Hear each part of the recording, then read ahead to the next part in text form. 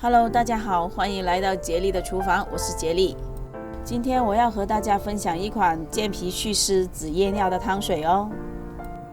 当然，美味才是先决条件啦。主要食材方面，我会选用新鲜的山药和玉米。山药呢，它是脾肺肾的补品，所以很多人都说山药可以延年益寿哦。在处理山药的时候呢，大家要小心了。因为山药的黏液呢，会令到我们的皮肤很痒的，所以我觉得还是戴上手套比较好哦。好啦，现在可以放心的给山药去皮啦。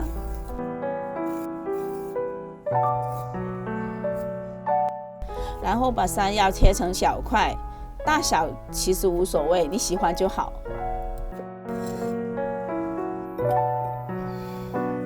玉米同样我也会把它切成小块哦。切好后先放一边备用。再来我会切一条红萝卜加进去，这样能令汤头更鲜甜哦。我还准备了一些莲子、芡实还有米豆。莲子和芡实都有祛湿止夜尿的功效。现在先来把它们洗干净吧。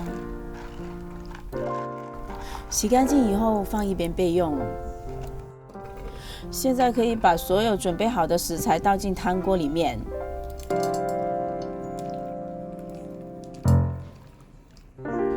最后我会加入2颗蜜枣，等一下炖出来的汤就会更加鲜甜了。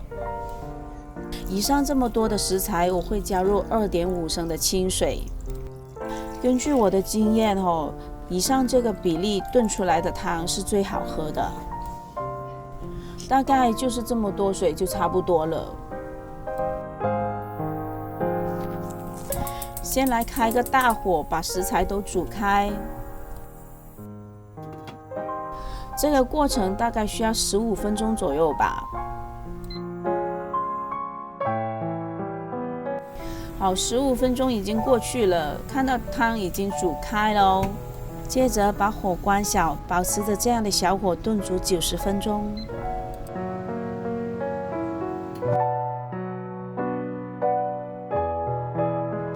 90分钟又过去了，现在来看一下它的样子吧。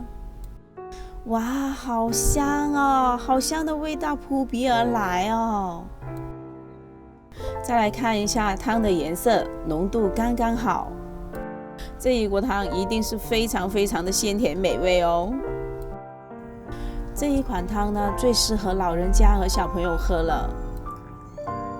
尤其是老人家，如果他经常半夜起来去厕所的话，这款汤是非常的适合哦。